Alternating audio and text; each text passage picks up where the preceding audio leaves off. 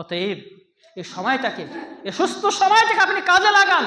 নচেত যখন আপনি অসুস্থ হয়ে পড়ে অসুস্থতায় পড়ে যাবেন, তখন মন চাইলেও আপনার অঙ্গ প্রত্যঙ্গ আপনার সঙ্গে সাহি দিবে না, আপনাকে সাপোর্ট করবে না। অতএব এই সময়টা পেয়েছেন আল্লাহর পক্ষ থেকে একটা নেয়ামত, এখানে আপনি মূল্যায়ন করুন। আপনার কিছুই নেই, প্রপার্টি নেই, জমি জায়গা নেই, টাকা পয়সা তো কিছু নেই, কিন্তু আল্লাহ রাব্বুল আলামিন আপনাকে কি দিয়েছেন? সুস্থ জীবন দিয়েছেন। আপনি আল্লাহর কাছে শুকরিয়া করুন। আপনি মানুষের বাড়িতে কি করেন? লোকের বাড়িতে মনীষ খেটে আপনি হয়তো জীবিকা চালান, তারপর আপনি সুখে আছেন। দিনমান এখন কেউ যদি মনুষ্যের কাজ করো, 8টাতে কাজে লাগবে, 3টা 3:30 কাজ ছেড়ে 400 টাকা আজকে মনীষের পয়সা আছে, 400 টাকা দিয়ে যদি একটু চেষ্টা করো, পরিবার ইনশাআল্লাহ সুন্দরভাবে চলে যাবে। প্রত্যেক দিন যদি কাজ করো, তুমি 400 টাকা দিয়ে মন চাইলে তুমি সপ্তাহে 3 দিন 4 দিন তুমি মাছ দিয়ে ভাত খেতে পারবে, সপ্তাহে 2-1 দিন মাংস খেলে হয়তো তুমি খেতে পারবে। তুমি সুন্দরভাবে তুমি মজা করে তৃপ্তি সহকারে তুমি কি করতে পারবে? তুমি আল্লাহর দেওয়া নিয়ামতগুলো ভোগ করতে পারবে। কিন্তু দেখো যে মানুষটা অনেক অর্থের মালিক, অনেক টাকা পয়সার মালিক, হয়তো আল্লাহ তাকে অসুখ দিয়ে দিয়েছেন, তার জীবনটা আল্লাহ রাব্বুল আলামিন অসুখ দিয়ে জর্জরিত করে দিয়েছেন। তার এই টাকা পয়সা, তার এই অর্থ সম্পদ তার কোনো কাজে আসছে না। অতএব আপনি শুকরিয়া করুন যে আল্লাহ রাব্বুল আলামিন আপনাকে সুস্থতা দিয়েছেন। আর এটা উপলব্ধি করার জন্য মাঝে মাঝে হসপিটালে যান, দেখেন কত মানুষ বিছানায় পড়ে আছে, হসপিটালের বেডে কাতরাচ্ছে, ছটফট করছে।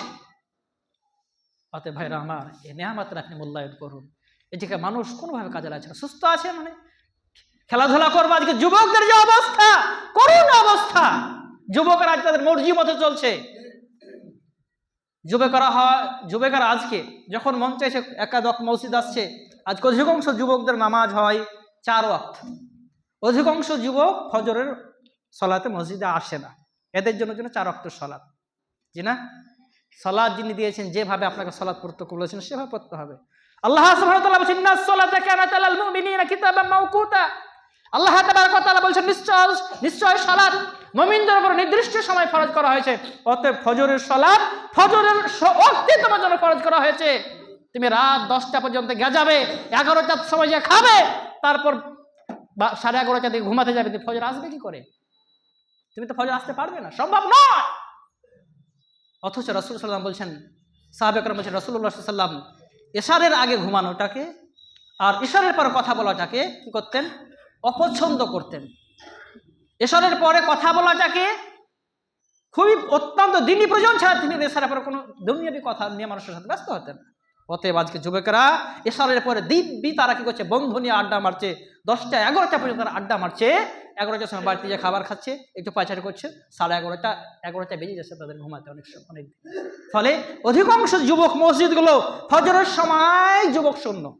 যুবকেরা তেমনি সালাত আদায় করে না, যে কয়েকজন করে ফজরে তাদের উপস্থিতি হয় না। দেখবেন, আমি তো মসজিদে, আমার মসজিদে হয় না, প্রত্যেকটা মসজিদের একই দশা। যুবক, তোমাকে এই যৌবনকাল সম্পর্কে আল্লাহ সুবহানাহু ওয়া তাআলার কাছে তোমাকে জবাবদিহি করতে হবে। তোমার সুস্থ জীবনের ব্যাপারে আল্লাহ সুবহানাহু ওয়া তাআলার কাছে জবাবদিহি করতে হবে। আল্লাহর বান্দা, তোকে একটা সুস্থ জীবন দিয়েছিলাম, ভালো, এই সুস্থ জীবনে তুমি কেন আমার দাসত্ব করো না? অতএব ভাইরা আমার, যে আল্লাহ সুবহানাহু ওয়া তাআলা আপনাকে জীবন দিয়েছেন, এই সুস্থতা দিয়েছেন, সে আল্লাহর দাসত্বের মধ্যে থেকে, আল্লাহর আনুগত্যের মধ্যে থেকে আপনি জীবনটাকে পরিচালনা করার চেষ্টা করুন। নইলে কাল কিয়ামতের দিন আল্লাহ রাব্বুল আলামিন বলবেন, বলো তোমার জীবনটা তুমি কোন পথে বাই করেছিলে? গত যে আলোচনা ছিল এটা, তুমি তোমার জীবনটাকে কোন পথে কি করেছিল, ক্ষয় করেছিল বলো, নিঃশেষ করেছিল বলো। পারবেন? সম্ভব হবে না। 2, আল ফারাগ, আসিহাত ওয়াল ফারাগ, অবসর টাইম। আজকে মানুষ আমরা খুব ব্যস্ত, আজকে মানুষ আমরা এত ব্যস্ত হয়ে গেছি, দিনের জন্য আমাদের জীবনে 10 মিনিট সময় হয় না। আমরা ভিডিওর পর্দায়, টিভির পর্দায় বসে বসে চায়ের দোকানে আড্ডা মারি ঠিকই, টিভির পর্দায় আমরা চোখ রাখি ঠিকই, কিন্তু ইসলামী কোনো জালসা জলুস আমরা শোনার আমাদের সময় হয় না, এগুলো আমাদের ভালো লাগে না। কোন ইসলামী অনুষ্ঠান হলে, আলোচনা হলে, সেখানে আমাদের যেতে ভালো লাগে না। জালসা জলুস হলে সেখানে মানুষ আর আগের মতো যায় না, বলে কি যাবো, মোবাইলে তো আজকে সব পেয়ে যাচ্ছে। কিন্তু মোবাইলে তুমি বলো তো কয়দিন দেখেছো? মোবাইলে তো তোমার 2 মিনিটের কথা শোনার, আলোচনা শোনার তোমার সময় হয় না। বলো দেখি, মোবাইলে তো অনেক আজ কিছু পাওয়া যায়। কয়জন যুবক আছে, কয়জন বয়োজ্যেষ্ঠ প্রবীণ ব্যক্তি আছেন যে মোবাইলে কি করেন?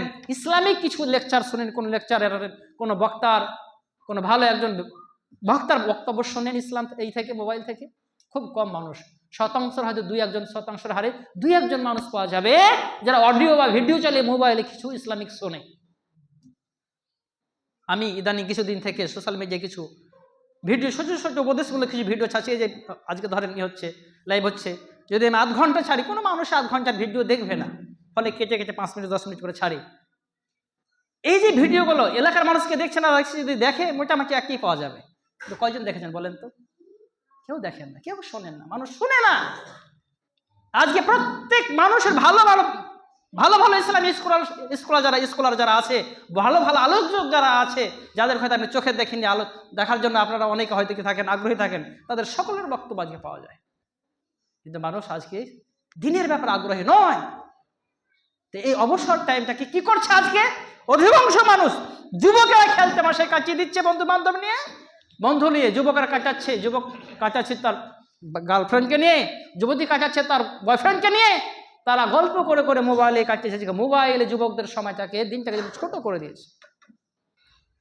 আজকে আমাদের গ্রামের ছেলেগুলো, কিশোর যে ছেলেগুলো 10 বছর থেকে প্রায় 15 থেকে 16-17 বছরের যে ছেলেগুলো, 10 থেকে 16-17 বছরের ছেলেগুলো, এই ছেলেগুলো প্রত্যেকটি 10 বছরের ওপরে যে ছেলেগুলো আছে, অধিকাংশ ছেলের হাতে দেখেন বড় বড় অ্যান্ড্রয়েড সেট আছে।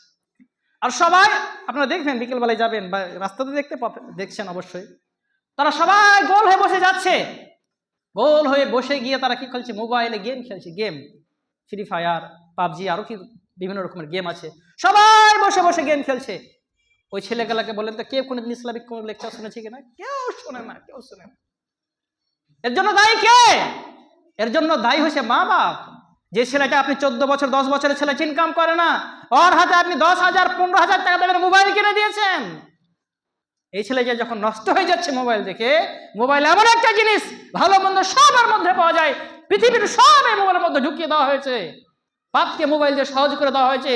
ওই ছেলেটা মোবাইল দেখে দেখে দেখে দেখে দেখে যখন নষ্ট হয়ে যাচ্ছে, বৃদ্ধকালে মা বাপ যখন যুবক হয়ে যাচ্ছে, ছেলেকে যখন কি হয়েছে, সাবালক হয়ে যাচ্ছে, মাতা পিতার বাধ্য থাকছে না, মাতা পিতার কথা সে শুনছে না।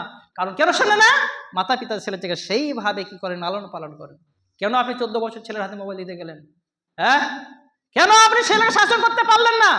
আপনার 13 বছর 14 বছরের ছেলের হাতে, 14 বছর 15 বছরের ছেলের হাতে কেন অ্যান্ড্রয়েড মোবাইল থাকবে? বেটা শুনুন, একাধিক দিন বলেছি, শুধু জন্ম দিলে পিতা হওয়া যায় না, পিতা হতে গেলে পিতার মতো ওই থাকতে হবে, তবে হচ্ছে পিতা।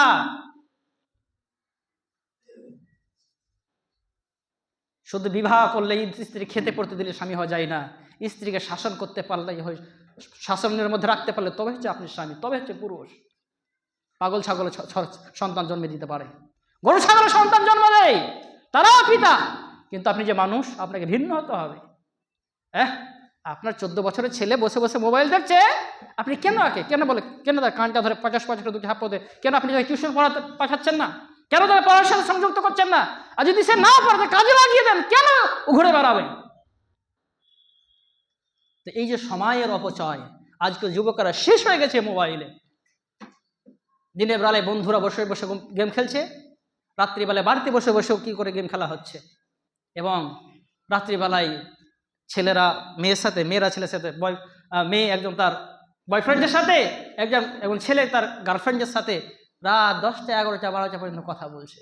অধিকাংশ ছেলে কথা বলছে, অধিকাংশই। আর যারা বয়োজ্যেষ্ঠ, যারা মধ্যবয়স্ক মানুষ, চায়ের দোকানে বসে বসে ওরা কাছে গেম, এরা সময় অবনষ্ট করছে কিছু মোবাইলে, আর এরা করছে চায়ের দোকানে বসে বসে। সকালবেলায় একটা গেজিয়া আসবে, 1/2 ঘন্টা ধরে ফদর ফদর ফদর করে মুখে আসবে, দুপুরে এসে খেয়ে দিয়ে একটু হল, আবার বিকালবেলা ভালো আসর বের বেরিয়ে গেল, আবার 10টা না হলে তার বাড়ি ঢোকে না, চায়ের দোকানে বসে বসে। এইভাবে আপনি সময়ের অপচয় করছেন। সময়কে আজকে আপনি অপচয় করুন, ঠিক সময় আপনাকে একদিন নষ্ট করে দেবে। আজ যেমন ভাবে আপনি সময় নষ্ট করছেন, এই অবসরটাকে আপনি কি করছেন, নষ্ট করে দিয়েছেন। আপনাকে কাঁদতে হবে, একদিন লোকের দ্বারে দ্বারে ভিক্ষা পিঠে খেতে হবে, তোমার মান সম্মান বলে কিছুই থাকবে না। আজ যদি সময়কে মূল্যায়ন না করো, অতএব সময়ের মূল্যায়ন করেন। এ সময়ে আপনি ইনকাম করুন, রাত দিন চেষ্টা করে আপনি করুন, সমানভাবে ইনকাম করার চেষ্টা করুন। ইনকাম করতে হবে, বৈধ পথে ইনকাম করতে হবে, ইনকামের প্রয়োজন আছে। অর্থ না থাকলে আপনার সন্তানাদিকে আপনি মানুষ করতে পারবেন না, আপনার পরিবার চালাতে পারবেন না, সমাজের মানুষের নিজেকে তুলে ধরতে পারবেন না। অতএব সময়টাকে কাজে লাগাতে হবে, ইসলামকে অগ্রাধিকার দিয়ে দিনকে বজায় রেখে আপনাকে দিন যথার্থ হারে করতে হবে।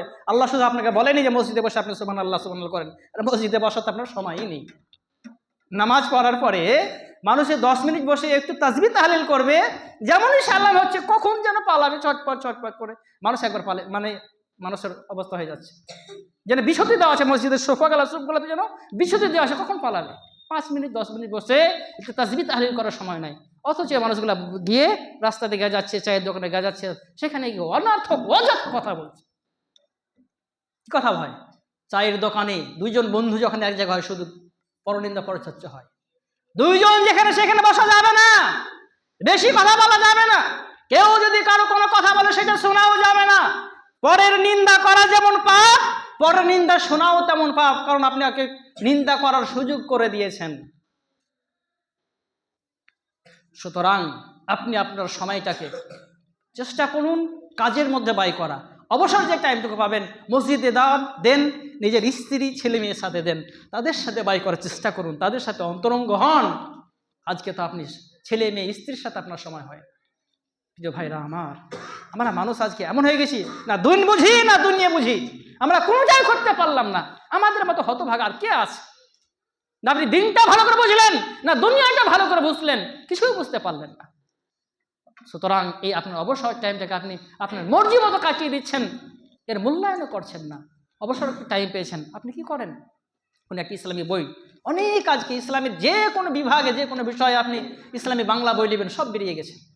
আপনি বাংলা বইটা একটু পড়ুন, কোরআনের একটা তাফসির করুন, আল্লাহ আপনার সাথে কি বলতে চেয়েছেন একটু বোঝার চেষ্টা করুন। একবারও তো আপনার কি হলো না, সময় হলো না যে দেখি কোরআনটা আল্লাহ কি বলেছেন। এই কোরআনটা শুধু তাকে তুলে থাকার জিনিস নয়, রমজান মাসে খতম দেওয়ার জিনিস নয়, কেউ মরল তার বাড়িতে গিয়ে পড়তে হবে এর জন্য কোরআন আসেনি। রমজান মাসে শুধু খতম দিতে হবে এর জন্য কোরআন আসেনি। কোরআন এসছে আপনার গাইডলাইন হিসাবে, আপনি সারাটি জীবন কিভাবে জীবনযাপন করবেন তার জন্য কোরআন এসছে। অতএব আপনাকে জানতে হবে কোরআন। আপনি যদি কোরআন না পড়তে পারেন, বাংলা অনুবাদ আছে, কই বাংলা অনুবাদ পড়েছেন কেউ? বাংলা অনুবাদটা পড়েন, বুঝতে পারবেন অবশ্যই। সহজ ভাষায়, সহজ সরল ভাষায় বাংলা অনুবাদ লেখা আছে, আপনি বুঝুন। একদিনও তো পড়ার চেষ্টা করলেন না। অবসর টাইমটাকে এই বন্ধুদের সাথে চায়ের দোকানে বসে বসে গেঞ্জিয়ে, আর এই আজকে বয়স্কদের বড় একটা জঘন্য একটা অভ্যাস হয়েছে, দোকানে বসে বসে কড়ি খেলছে। কড়ি খেলা হারাম, কড়ি খেলা গুটি খেলা নিঃসন্দেহে হারাম। রাসূল সাল্লাল্লাহু আলাইহি ওয়াসাল্লাম বলেন, যে ব্যক্তি দাবা খেললো, দাবা মানে গুটি, গুটি জাতীয় যত খেলা চলেছে দাবা, এই গুটি জাতীয় খেলা খেললো, সেই জন্য তার হাতটাকে শোয়ারের রক্তে রঞ্জিত করে নিল। অথচ আপনি দাড়ি পেকে গেছে, এক পা আপনার কবর চলে গেছে, গোরস্থানের সামনে সামনে বসে আপনি কি করছেন? গুটি খেলছেন। আপনার লজ্জা হলো, নির্লজ্জা, এত বেহায়া হলেন কি করে? অতএব সময়ের মূল্যায়ন করুন। সময়কে যদি আপনি যথার্থভাবে মূল্যায়ন না করেন, সময় ঠিক আপনাকে একদিন কাঁদিয়ে ছাড়বে। সেদিন কিন্তু আপনার কেঁদে কোনো লাভ হবে না। অতএব প্রিয় ভাইরা আপনার জীবনে আমার জীবনে অতি গুরুত্বপূর্ণ দুটি বিষয় হচ্ছে সুস্থতা এবং অবসরের টাইম। এই সুস্থতার মূল্যায়ন করুন। আজকে সুস্থ আছেন, আজ বেশি বেশি করে সাজদা দিয়ে দিন, আল্লাহর কাছে বেশি বেশি করে কি করেন? মসজিদে হাঁটুন, হেঁটে আসুন। এদিন অসুস্থ পড়ে মসজিদে আসতে পারবেন না, বাড়ি থেকে উজু করে মসজিদে নামাজ পড়তে আসুন। রাসূল সাল্লাল্লাহু আলাইহি ওয়াসাল্লাম বলছেন, যে ব্যক্তি কি করলো, বাড়িতে সুন্দরভাবে উজু করলো, উজু করার পরে একমাত্র মসজিদের সালাতের উদ্দেশ্যে মসজিদ হেঁটে এলো, আল্লাহ রাব্বুল আলামিন এই ব্যক্তি কি করবেন? তার প্রতি পদে পদে প্রত্যেকটা ধাপে ধাপে একটা করে গুনাহ মাফ করবেন, একটা করে নেকি দিবেন, একটা করে তার জান্নাতে কি করবেন? আসন বা মর্যাদা উঁচু করে দিবেন। বলেন সুবহানাল্লাহি ওয়া বিহামদিহি। আজকে মসজিদ আসছেন না, বুড়াতিকালে মসজিদ আসবেন, ছোট ছেলের মতো এদিকে তাকাবেন এদিকে তাকাবেন, মানে নামাজে পড়তে এটা আপনি শিখে নিন, জানেনই না। আজকে যে বৃদ্ধ মানুষগুলো নামাজ পড়ছে, অধিকাংশ মানুষ নামাজ পড়ছে, এদিকে বসে হুজুর দোয়া কি বলেন তো? 100টার মধ্যে 10টার মধ্যে 9টা মানুষই জানে না।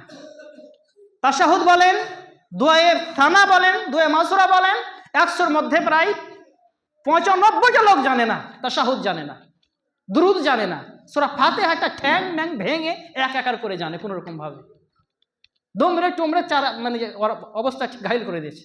কই আপনি ইসলামকে শেখার চেষ্টা করলেন না, অথচ আপনি এভাবে চলে নিজেকে কি বলছেন? জ্ঞানী পরিচয় দিচ্ছেন। ভাইরা আমার, অতএব সময়ের মূল্যায়ন করুন। যে অবসর টাইমটা পাবেন ইসলামের মধ্যে, ইসলামের জন্য আপনি ব্যয় করার চেষ্টা করুন, ইসলামকে জানার জন্য ব্যয় করুন, বলার চেষ্টা করুন। সে সময় ছেলে মেয়ে স্ত্রীকে নিয়ে বসে ইসলামিক আলোচনা করুন। যদি না জানেন টিভি চালিয়ে দেন, ভিডিও চালিয়ে দেন, কোনো একজন আলোচকের আলোচনা চালিয়ে দেন, শুনুন। আলোচনা তো অনেক জ্ঞান গর্ভময় আলোচনা আছে। একজন আলোচকের আলোচনা চালিয়ে দিয়ে ছেলে মেয়ে স্ত্রী সবাই মিলে শুনুন। আল্লাহ সুবহানাহু ওয়া তাআলা আমাদেরকে দিন ইসলামকে বুঝে সে মোতাবেক আমাদের জীবনযাপন করার তৌফিক দান করুন। আমিন। আল্লাহুম্মা সাল্লি আলা মুহাম্মাদিন ওয়া আলা আলি